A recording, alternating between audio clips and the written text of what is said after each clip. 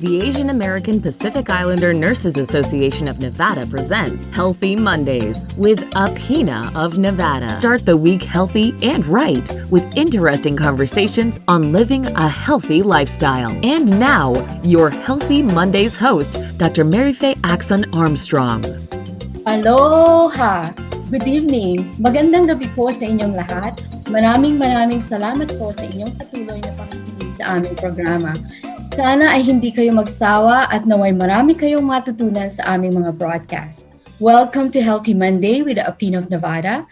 I'm yours truly, Dr. Mary Faye Axon Armstrong, founding president of the Asian American Pacific Islander Nurse Association of Nevada and professor at Roseman University College of Nursing.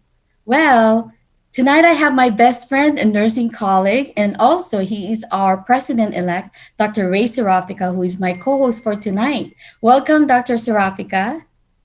Thank you, Dr.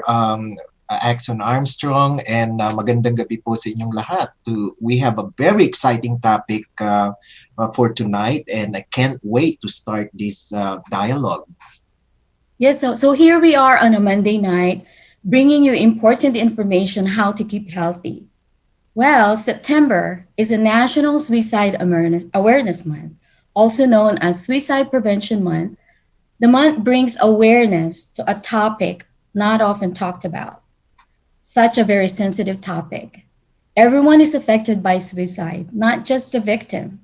Suicide impacts family and friends long after the loss of a loved one. On average, one person commits suicide every 16.2 minutes. 2/3 of the people who commit suicide suffer from depression. COVID-19, global pandemic, has added to the risk factors due to the social, or shall we say physical distancing, which leads to isolation. So tonight, we have a very special guest who is an expert on the topic, Dr. Ron D'Erico. He's certified as a family psychiatric mental health and emergency nurse practitioner. He is a Las Vegas native who also practiced as a registered nurse in the neonatal intensive care unit and as a nurse practitioner in primary care, college health, and emergency department. Dr. D'Erico has experience as an educator, clinician leader, and healthcare executive overseeing hospital contracts across multiple states and healthcare systems in Western United States. Dr. D'Erico teaches in the Doctor of Nursing Practice and Family Nurse Practitioner programs for the Touro University Nevada School of Nursing. His professional and academic interests include the integration of mental health care into primary care and emergency care settings, improving the procedural skill education of nurse practitioners, and policy development surrounding nurse education at both the nurse practitioner and Doctor of Nursing program levels. Without further ado, let's welcome Dr. Ron D'Erico. Welcome to Healthy Mondays. Thank you so much, and thank you so much for having me. I mean, it's a great honor to be able to speak to your audience on this important topic. Yes, and it's very sensitive topic. So let's start with asking you, what sparked your interest in pursuing a career in the healthcare field?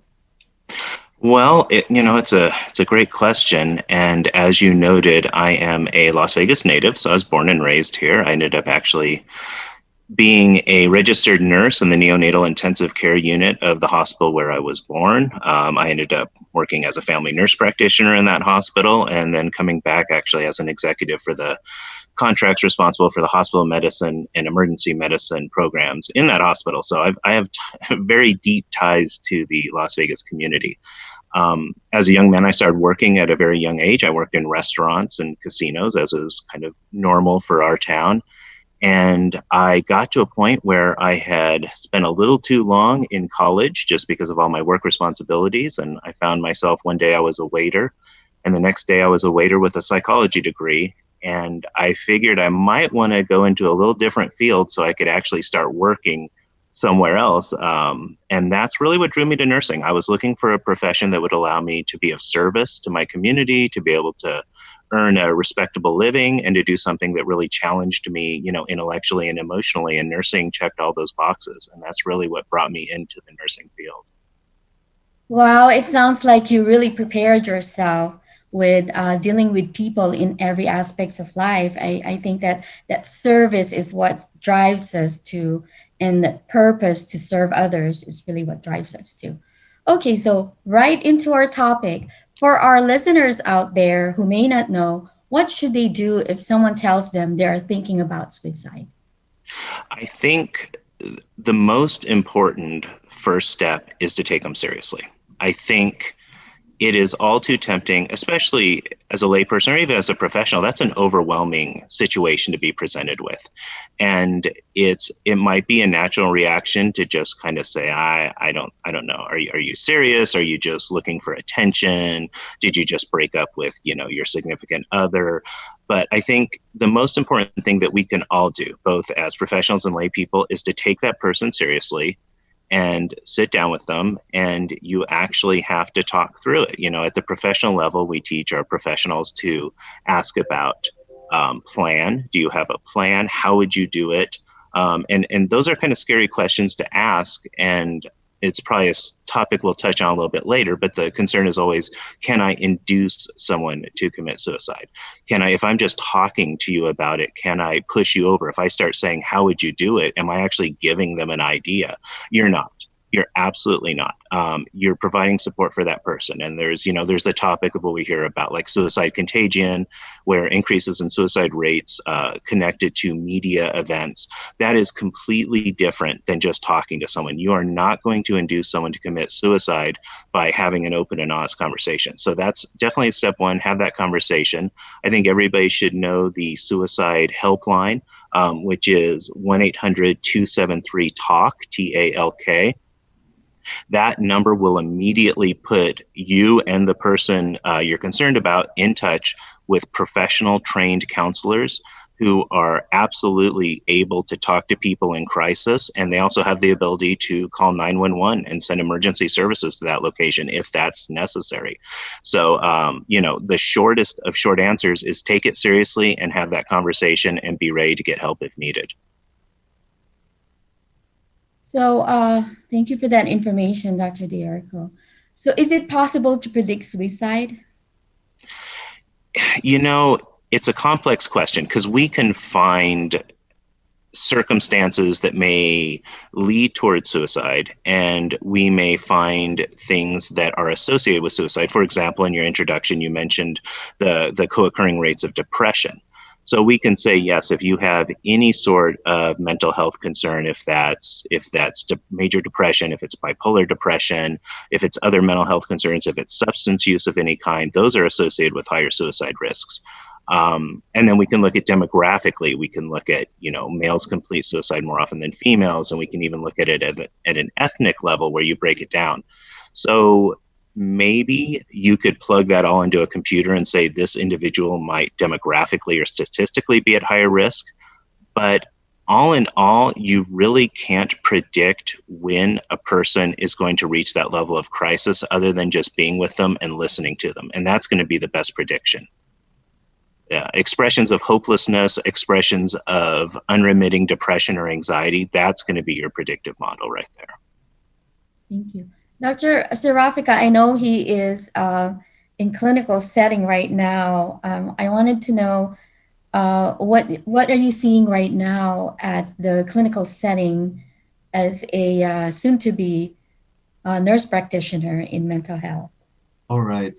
Thanks, Mary Faye, and I agree with what Ron have described so far. So with this pandemic, especially, unfortunately, the CDC has not released, the latest statistics on suicide. I think the one that we can access now is the 2018, but even then, it's still considered the 10th leading cause of death in the United States.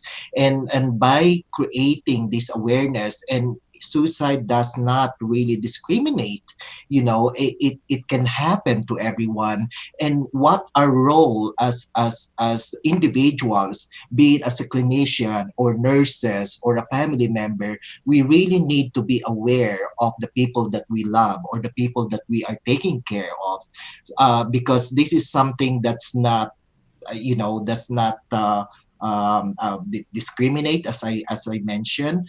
And what we're seeing in the clinical setting, to answer your question, is like, with what Ron was saying, if the person has a higher, they put them on even a higher risk because they already have like mental health disorders. They having problems with anxiety, with depression, and if you put some the history of bipolar and things like that, substance abuse, alcoholism, those will actually eventually push more people to the edge. And with the situation that we're living in, it's constantly, we really need to assess as pertinent question, what are the people's status right now in terms of even thinking suicide, or if they have plans of committing suicide. So I will be very interested, to see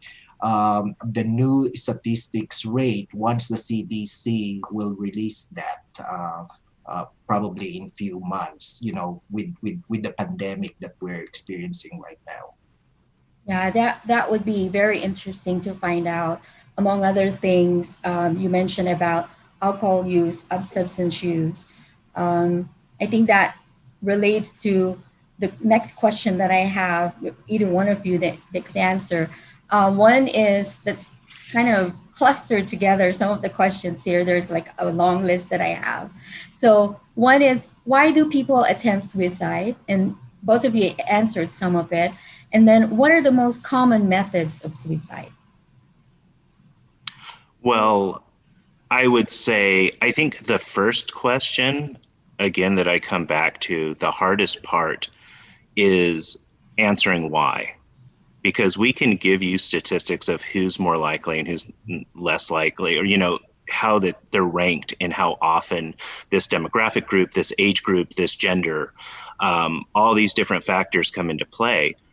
But, and I'd like to really follow up on what Ray says. I give this talk to professionals. I give this talk to students on mental health in primary care and suicide prevention in primary care. The bottom line is there's no safe demographic. So I can show you all the statistics and numbers you want, but there's no one you're ever going to say this group, this age, this gender, this race, they're fine. Don't worry about them, because no one in that group commits suicide. No, it affects every single human being. So Ray's point is extremely well taken. There's every human being is at risk for this. The shortest answer why is someone reaches that level of hopelessness. Someone reaches that level where they just don't want to exist anymore. And that's the place we as professionals and we as just concerned lay people want to intervene and try to at least put a little break in that process, because that relates to also the impulsivity aspect. So there's an impulsive nature to it of taking that final step that just can't be come back from. I mean, one of my psychiatrist mentors when I was in my training described it as, the person takes those steps and jumps off the edge of the building. And once they're 10 feet in the air, they think, oh, this wasn't a good idea. And at that point, it's too late. So our job as loved ones, as lay people, as professionals is to intervene at that moment and give people a little breathing room so that maybe they can make a better decision and we can preserve somebody's life. Well, I have a story again. So you're going to have to bring me back after this story. Well, I was working at a hospital in Honolulu, and it was a neuro unit. And you both would know that someone who has like a head injury, maybe from car accident or a fight or whatever, can trigger some confusion or maybe alter their consciousness and their thinking and their decision making. And so this charge nurse in the unit was keeping an eye on this patient who is suicidal. So they kept him in the room, and then I guess he improved, and then he was moved to a further away unit from the nurse's station. And then before you know it, this particular patient ran into by the balcony and jumped out of the balcony. And he didn't land on the ground. He landed on another floor where there's a patio for the residents to have their lunch and whatnot. So he fell right on the table where they are. And so I think that besides this awareness that we have that's targeting our community, we also need to look at our healthcare providers. This COVID-19, we're focused on people who are infected, and now we're opening our eyes that what about those healthcare workers? So I just wanted to share that story that this particular nurse didn't go to work for many months. And when she came back, she was traumatized. And I can see in her eyes when somebody like, oh, we can't find this patient in room so and so, and we were looking, and fortunately they blocked that balcony now. There's like a net, whereas if someone tries to jump out of it, they can't because there's a net right there. So I just wanted to share that to our listeners out there, the impact of the suicide, and that's why we're having this awareness month. Okay, I've done my short story. I'm back with you now. So the other question that I have here, and I think you both are doing a great job with crossing out all the questions that I have on my list. So we talked about the highest risk for suicide, and we know that there's really no perfect answer for that. And one of you mentioned about impulsiveness. What about biological factors increasing the risk for suicide? Well, I would say from the research that I'm aware of, the closest would be that we do see there are some biological factors that are associated with various mental health conditions. So there is a genetic propensity to various forms of depression, to bipolar disorder, even to certain aspects of substance use disorder. So biologically, in terms of brain chemistry, those will definitely play a role in suicide risk. And then speaking biologically on the gender level, males complete suicide, which is our term for when someone makes an attempt at suicide that does end their life. So the male complete suicide at higher risk of females, which is something we've talked about for years. And, I am 100% in support of equality, but sadly, we're actually reaching equality on that point as well, where the female completion rate is closing in on the male rate. So sadly enough, it's just another one of those factors where the numbers are a little bit deceptive, where it's not a protective thing to say, well, males are going to be more likely than females. That gap is sadly closing. So I think the biggest biological risk for suicide is being human.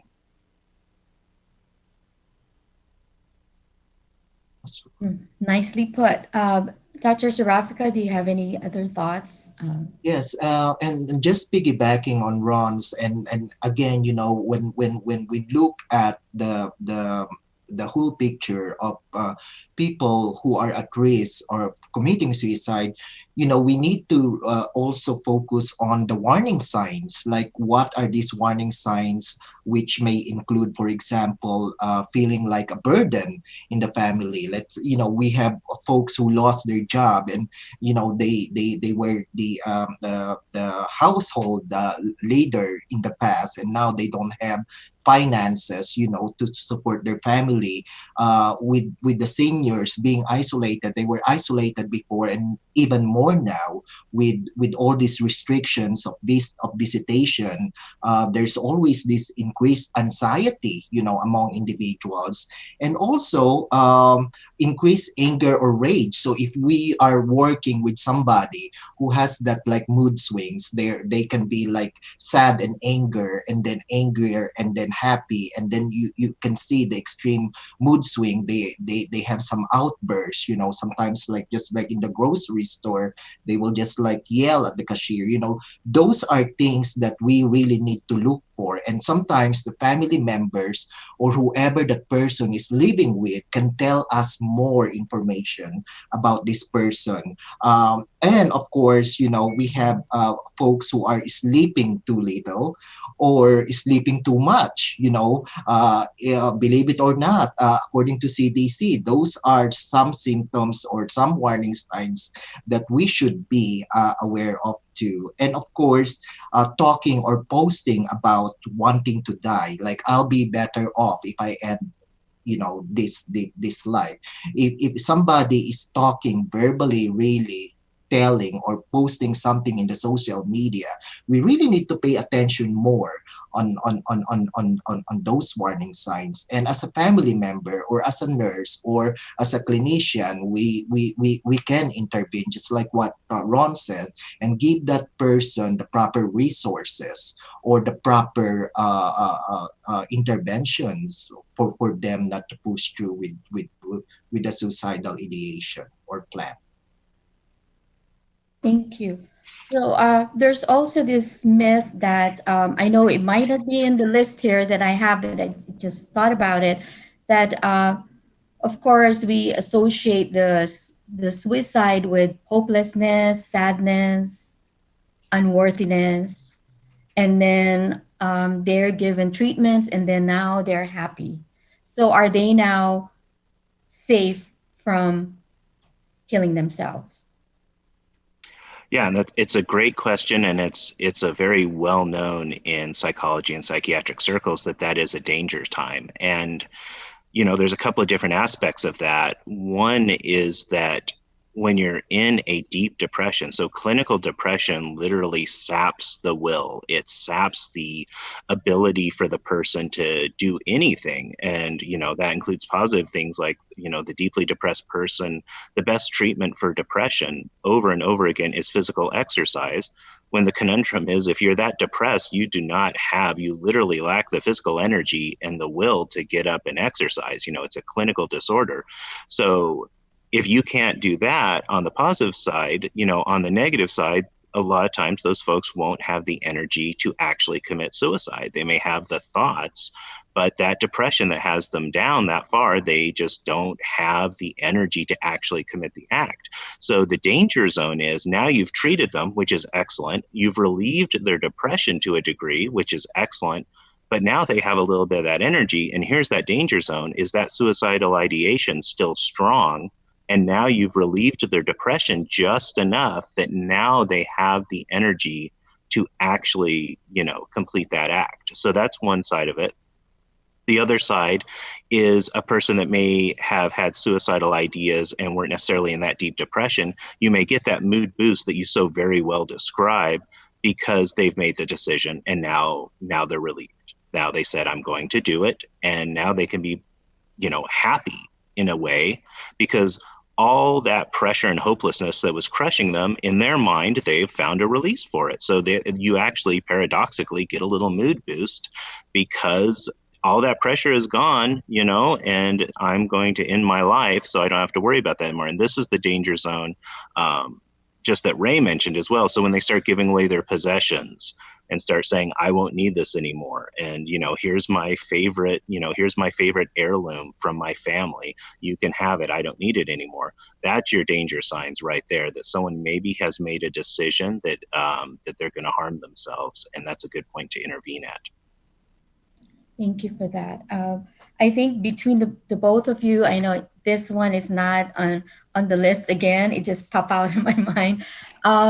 Because for our listeners out there, so then they can be prepared if they've already identified a loved one or a friend, someone close to them, that they may be going through trying to commit suicide. So what are so far from your experience, from your practice, what are the different ways that methods of suicide that you have seen so far?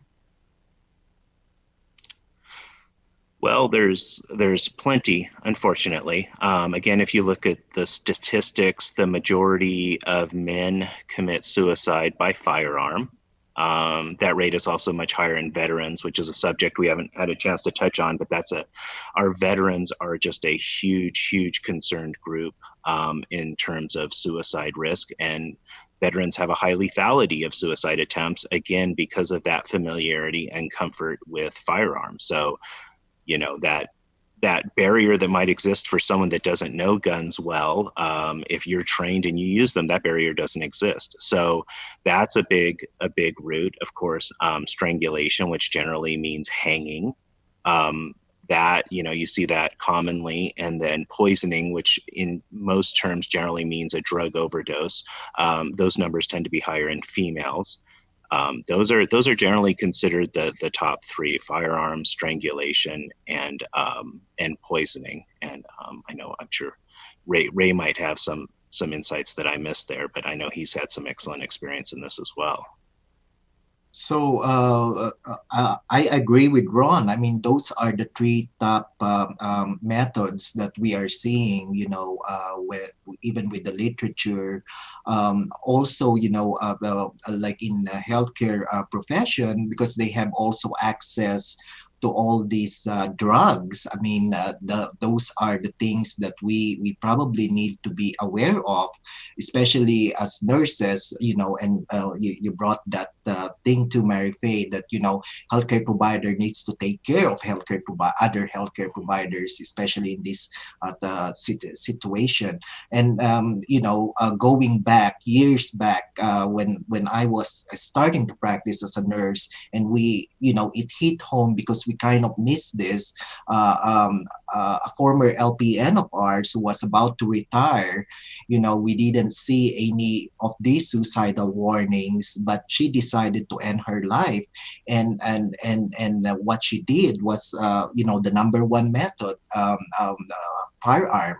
And she went. We gave her a retirement party that night, and went home, and she ended her life. So really, whatever they and I'm sure, for this day, that she had planned this, because when they did the further investigation, she even put plastic covers on her furniture. So she kind of, like, it was a well thought plan on how she tend to end her life. So those are the things that we really need to be aware of, when we're living with somebody, who has a history of all this depression, anxiety, and maybe they already have history of attempting suicide in the past. So those are the things that, again, awareness for everybody. That's what we're preaching here. Yes, as you are both talking about the different methods, it just popped up in my mind about uh, another healthcare provider. I guess she's a nurse from UK, and she was experiencing bullying. Mhm. And so I don't know if you guys remember that it was in the news, where pretty girl, I mean pretty nurse, and she was just couldn't handle the bullying anymore, and so she committed suicide. So that's another one that's the trigger. You being isolated and bullied, and I'm about to write an article about marginalization, and and that. The discrimination and all that, and that could also be a trigger for suicide. um the next question, go ahead. I read, and then just with that information, Mary Faye, I just read an article probably a few days ago about the minority youth who are at risk for suicide, and one of them, did a lot of this collectively systematic review on the LGBTQ youth, and they are really put them on a very high risk because of the bullying, because of the stress, because of all these things. And we really need to assess our community. What are the resources out there that we can refer these youths when they're having all these issues and problems? Because one of them, the one thing that we really don't identify is, like, we tell them not to commit suicide, but we don't show them the way to prevent it. That's one thing. Remember that old nurse method, like we years ago, we put them on a contract. And now evidence-based said, there's really no point in putting a person in contract, because that will just prevent them from not from committing suicide, but or from they it will you just put that person to say, hey, I want you to stay alive for the next 24 hours, but you don't give them really the tool on way to prevent suicide, except for give them the number for emergency numbers. So those kind of things are now changing, and clinicians and hospitals and there are more innovative ways. I really suggest, just like what Ron says, go for those 24-hour hotline, because it's not only giving us the tool for that person, it's also giving the people, the caregiver, the person who's living with somebody who's attempting suicide constantly, the resource that they really need to have to go through this and to help them survive this kind of situation. Yes, you had brought up a very important vulnerable population that we have.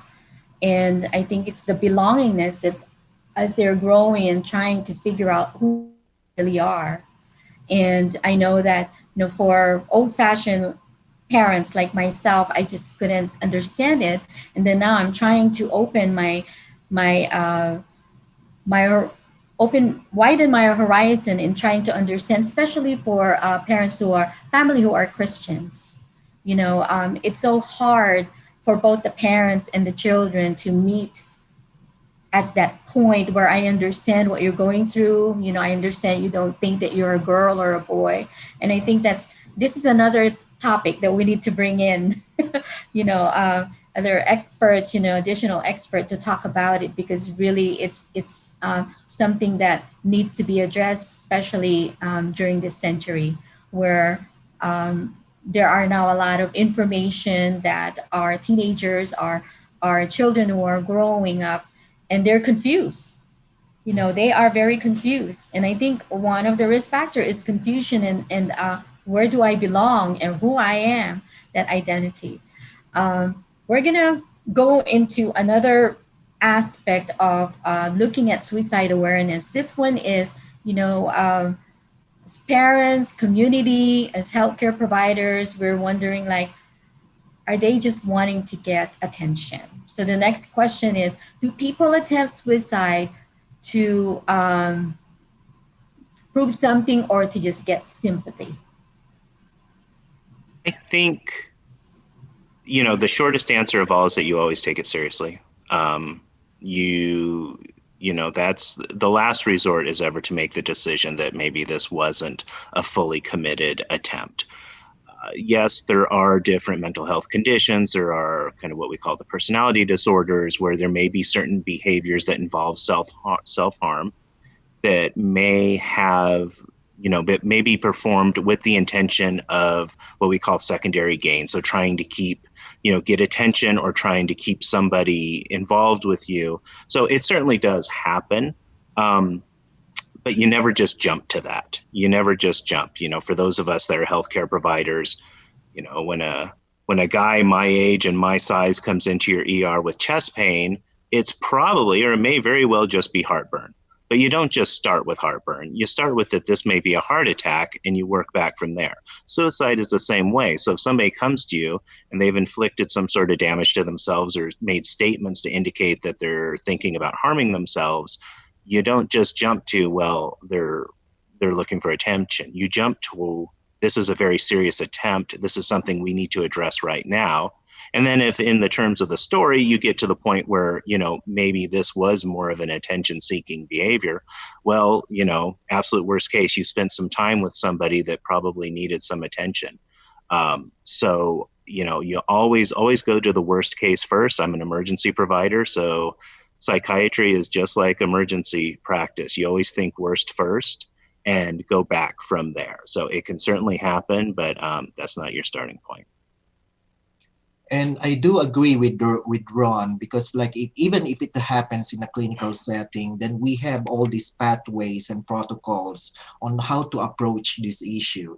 So one thing that we do as in let's say in practice is like, yes, if you really have thinking of suicide, do you have a plan? So you go to the next step. And if they do have a plan and they really, think that there it's going to happen, then we send them to for admission. And if this individual is by themselves, and maybe they're still contemplating whether to go or not, then we probably will call 911 for them, for to facilitate that process. For children, or for those who are living with their parents, we can ask the parents if they can drive them to the nearest emergency, or to the behavioral hospital for them to have further treatment. Because again, what Ron was really saying, that we really need to pay attention, be it like, if it's like an attempt, or just saying things, really we need to expect what is the worst thing that can happen. So we have to complete, to do that holistic assessment for this individual. Yes, very well said, both of you. And for our listeners out there, as you hear Dr. Serafik and Dr. De Erico, that if someone tells you that they wanted to commit suicide or kill themselves, whether they have a plan or not, you have to take it seriously. And then we'll do the assessment to look at, and looking at the worst case scenario, Mhm. so then we can stop it from happening. This one last question I have is really the very reason why we're having the National Suicide Prevention Awareness. And I know the three of us have ideas about this question, but I'm going to ask anyway so then everyone can hear. Why don't people talk about mental illnesses like depression, bipolar disorder, or suicide? Well, I think we still very much operate under a stigma of, mental illness being a weakness, being a failure of character. So that plays into it. There are, we have legal protections in place that are meant to protect people, but then again, people know that if they start talking about being suicidal, the police might be called. They might be placed in an involuntary commitment, which of course is for their safety. But that can cause people to resist discussing that specific subject. This will be my chance to go off on a little bit of a tangent here, in the show's style, to say that I am particularly concerned about healthcare providers and healthcare professionals. And this very reason plays into it, because all of us know, who are health professionals, when we're filling out our licensing information, for those of us that get credentialed in facilities, when we're filling out our credentialing information, we have to put down if we have had some sort of mental health crisis, if we're taking, medications for mental health issues. And what is that saying? What's that saying to our healthcare professionals, that your livelihood, that your drive to actually serve your fellow human beings might be at risk if you honestly express that you've had these challenges or you're under treatment? That very question is equating a mental health concern with, you might not be safe for your job. And there's actually some research out there, in particular, looking at rates of suicide among female physicians, which are growing, sadly, and tying that potentially to these very questions on these credentialing forms, wherein they have to say, I can't, and these are honest people, so they say, I won't even pursue care for myself. I won't seek out mental health services, because then I'll have to say yes on that form. I'm not going to lie on the form. And I've worked so hard across so many barriers to achieve this career. And there is some research out there showing that that may be leading to increased rates of suicide and suicide attempts among female physicians because of that. And I would assume that that would probably translate to other professions and other healthcare positions. So that stigma definitely causes harm, and it hurts people, and it's something that a show like this is wonderful to get this word out to the community.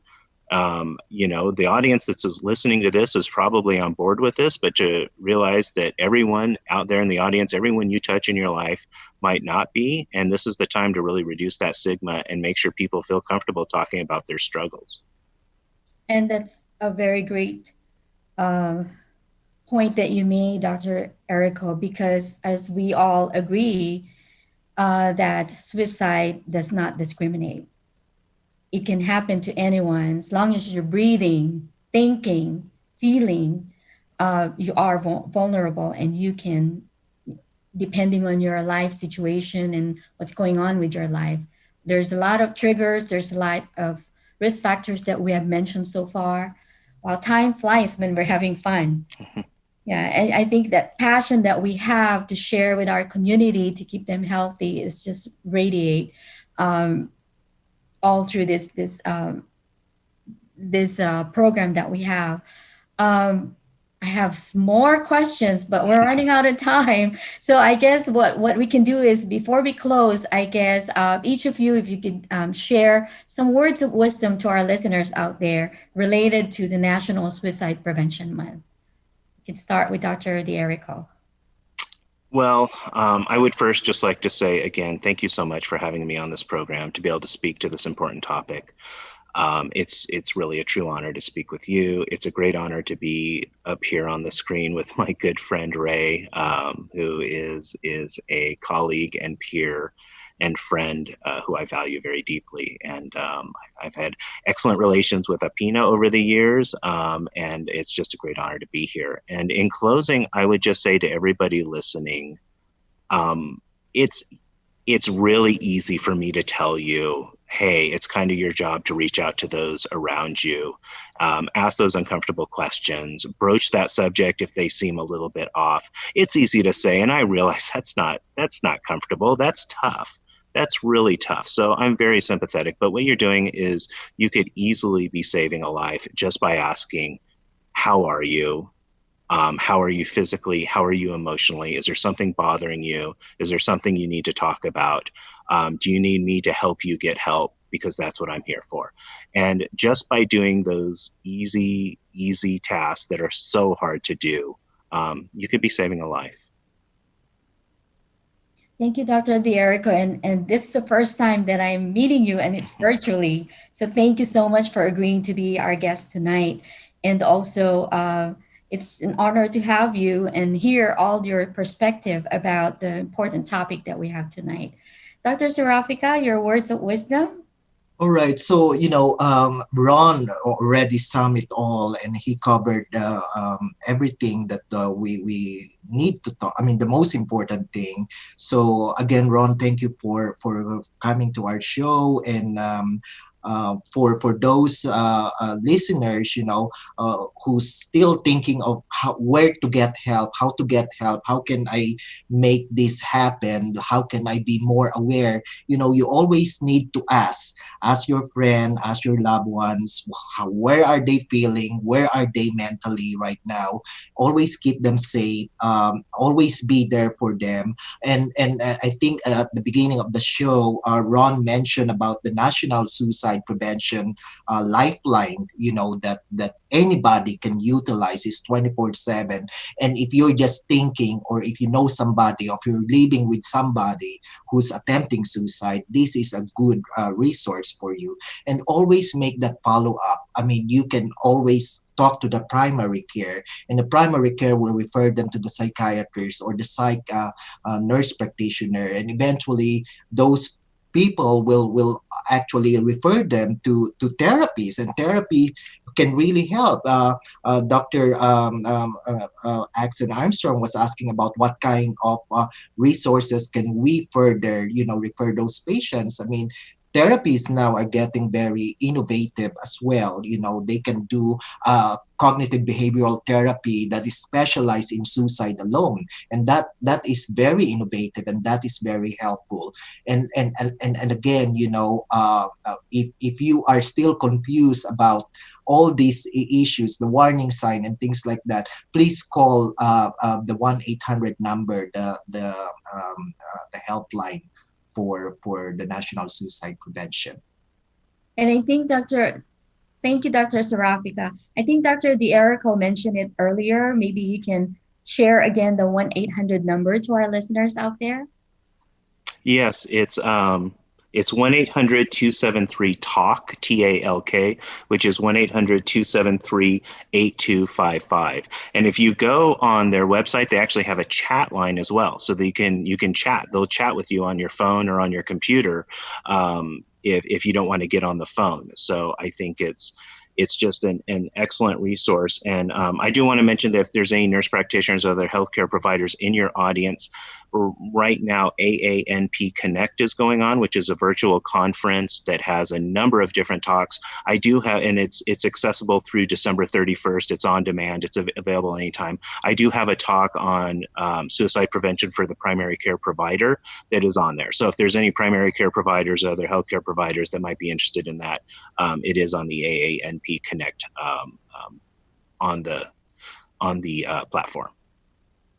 Great. Well, thank you very much, Dr. Dierico and Dr. Serafika, for joining me tonight.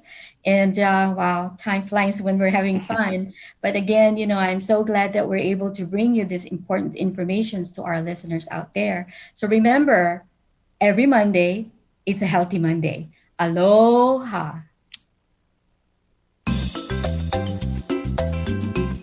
The Asian American Pacific Islander Nurses Association of Nevada has just brought you Healthy Mondays with AAPINA of Nevada.